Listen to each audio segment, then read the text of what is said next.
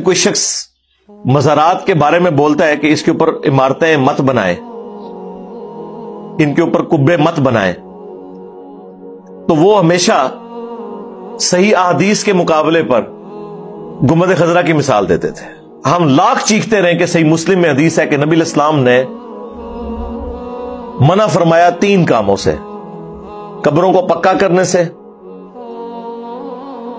قبروں پر عمارت بنانے سے، اور قبروں پر بیٹھنے سے۔ لائیو قبر کے اوپر بیٹھنا بھی حرام ہے اور مجاور بن کے بیٹھنا بھی حرام ہے۔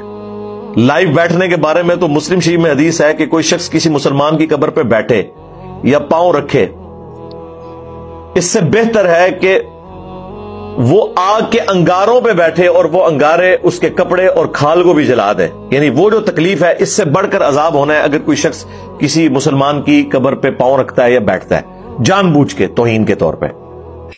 ویسے اگر کسی کو نہیں پتا نیچے قبر ہے وہ تو ظاہر ہے اس کے اوپر نہیں آئے گی چیز۔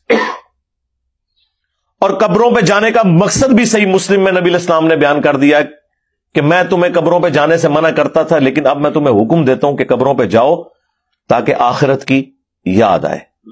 یہ دنیا سے بے رغبتی دلانے والی جگہ ہے قبرستان، یہ نبی علیہ السلام نے مقصد بتایا تھا۔ خیر، وہ گنبد خضرا کو انہوں نے نبی علیہ السلام کے ساتھ جوڑا اور پھر اس کی بنیاد کے اوپر جو قبروں پہ مزارات بنانے کی مذمت کرتے تھے احادیث کی روشنی میں انہیں کہا یہ گستاخ رسول ہیں، یہ تو کہتے ہیں ہم گنبد خضرا بھی گرا دیں گے۔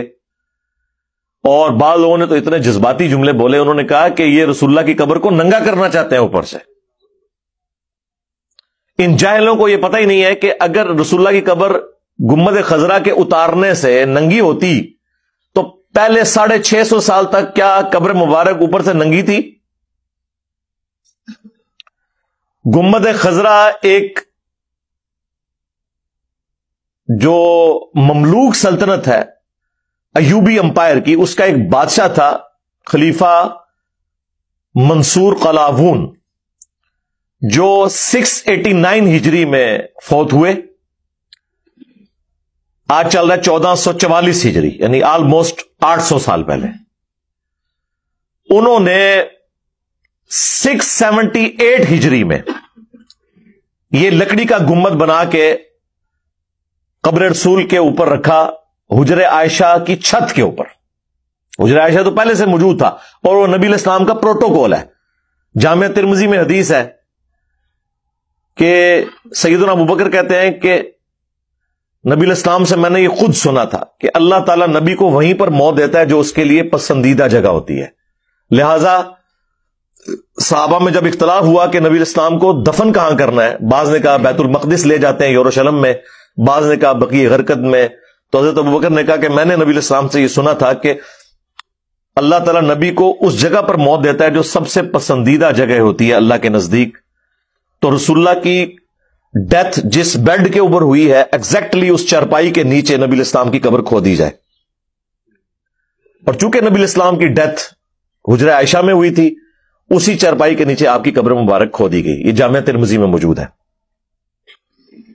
بلکہ جامع ترمذی میں یہاں تک موجود ہے کہ حضرت عیسیٰ ابن مریم جب دنیا میں تشریف لائیں گے اور پھر وہ زندگی گزار کے فوت ہوں گے تو وہ بھی قبر رسول کے ساتھ اسی جگہ پر دفن ہوں گے۔ خیر، یہ الگ سے ایک ٹاپک ہے، میں نے گنبد خضرا کے حوالے سے تفصیلی گفتگو، قبروں کی لوکیشن، یہ سب کچھ ریکارڈ کروا چکا ہوں۔ میں اب اسپیسیفکلی اس چیز کو ڈسکس کرنے جا رہا ہوں کہ یہ گنبد خضرا کو انہوں نے نبی علیہ السلام کے ساتھ کیسے جوڑ دیا جو رسول اللہ کی مخالفت کے اوپر بنایا گیا تھا 678 ہجری کے اندر۔ اس وقت اس کا کلر وائٹ تھا، کچھ عرصہ یہ بلو بھی رہا، اور جو گرین ڈوم ہے نا یہ اس کو 200 سال بھی نہیں ہوئے۔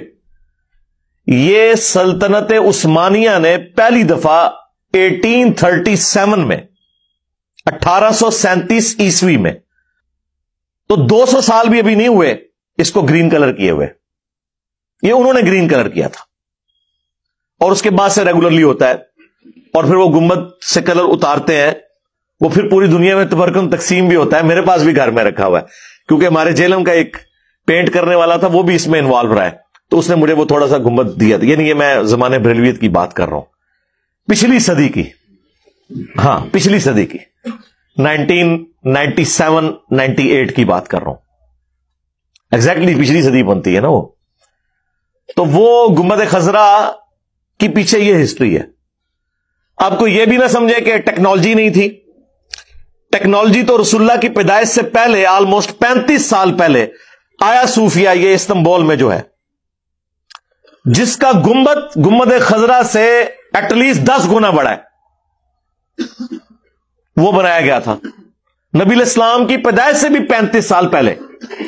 اور سیدنا عمر کے دور میں جب رومن امپائر آج کا اربوں ڈالر جزیہ دیتی تھی مسلمانوں کو, کیا حضرت عمر کے لیے مشکل تھا کہ ایک آیا صوفیہ کو بنیاد بناتے ہوئے اور اس طرح کے کاریگروں کو ہائر کرتے ہوئے ایک گنبد جو ہے رسول اللہ کی قبر پہ بنا دیتے, سونے کا بنا دیتے؟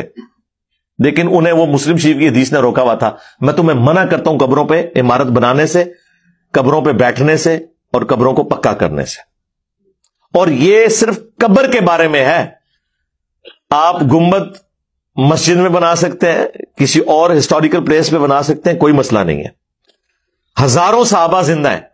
72 ہجری میں حضور کی وفات کے 61 ایئرز کے بعد عبد الملک بن مروان نے یوروشلم میں,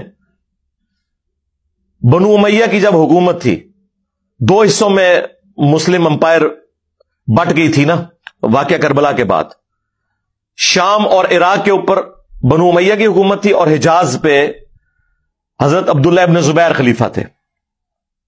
اس دوران 72 ہجری میں عبد الملک بن مروان نے ڈوم آف دا راک, قبۃ الصخرہ, وہ گولڈن ڈوم جسے لوگ غلطی سے مسجد اقصی سمجھتے ہیں, حالانکہ مسجد اقصی اس سے تھوڑے دور سامنے ہے, وہ ڈوم آف دا راک جو گنبد خضرا سے بہت بڑا ہے, یہ اس وقت اس نے بنا کے اس چٹان کے اوپر تعمیر کروایا تھا جس سے نبی علیہ السلام معراج پہ تشریف لے گئے تھے. یہ 72 ہجری کی بات ہے. اور 74 ہجری میں عبداللہ ابن زبیر کو شہید کروایا اسی عبد الملک بن مروان نے اپنے گورنر حجاج ابن یوسف کے ذریعے. اس کے بعد حجاز کے اوپر بھی اس کی حکومت ہو گئی, لیکن اس نے جرت نہیں کی کہ یہاں پہ کوئی گنبد بنا کے رکھے. انہیں پتا تھا کہ نبی علیہ السلام کی قبر کے ساتھ یہ کام نہیں کر سکتے. ایون اس کا جب بیٹا ولید بن عبد الملک حکمران بنا, صحیح بخاری میں آتا ہے کہ اس کے دور میں آلموسٹ سیدنا عمر کی شہادت کے 70 ایئرز کے بعد حجر عائشہ کی دیوار گری تو ایک پاؤں ظاہر ہوا, لوگوں نے استغفار پڑھنا شروع کر دیا. پھر عروہ ابن زبیر کو بلایا گیا, تو جو حضرت عائشہ کے محرم بھی تھے اور بھانجے بھی تھے, انہوں نے بتایا کہ یہ جو قبروں کی لوکیشن ہے نا, یہ حضرت عمر کا پاؤں ہے جو نکلا ہے. اور پھر حجر عائشہ کو دوبارہ سے تعمیر کیا گیا, اس کی دیوار کو. اس وقت تو بڑا اچھا موقع تھا کہ کنسٹرکشن ہو رہی تھی, تو ایک گنبد یہاں بنا دیتے کہ بھی میرے باپ نے تو قبۃ الصخرہ بنوایا تھا, تو میں اپنی لیگیسی چھوڑ دیتا ہوں, یہاں گنبد خضرا بنواتا ہوں. نہیں,